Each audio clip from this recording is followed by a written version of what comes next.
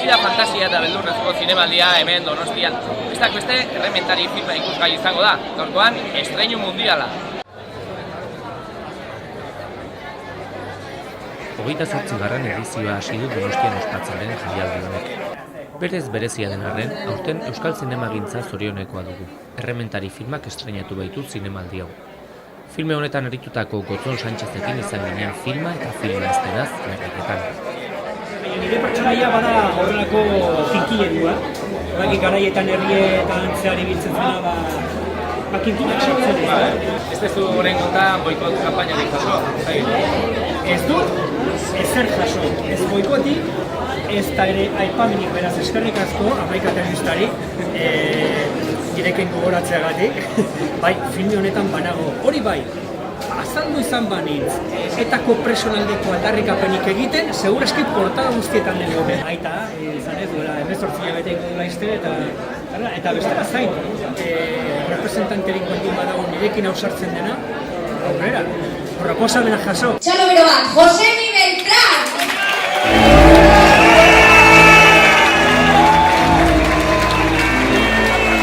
Jaialdiko zuzendari Josemi Beltranek ere hitz batzuk eskaini zizkigun.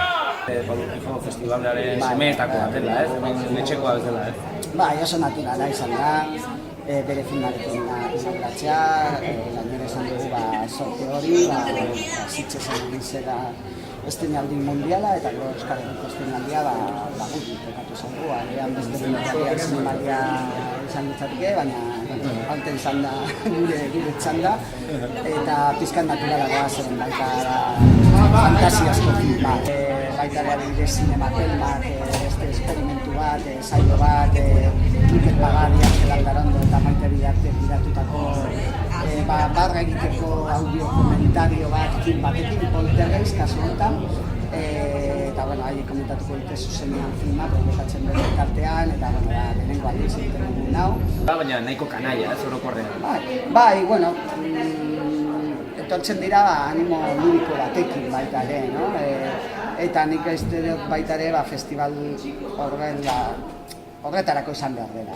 A ver, ¿qué podemos hacer para que este hombre no diga que soy travieso? Beldurra, zuen aurrean jartzen badu beldurra, zuen zate moztua. Antzoki Zaharrean estreinatu bazen ere, filmaren beste pase bat egin zen Victoria Eugenia antzokian. Bertara gerturatu ziren makina bat ikusle asetu. Ostiral arte izango da zer ikusi genero honetako zale naiz zaleak ez direnentzat.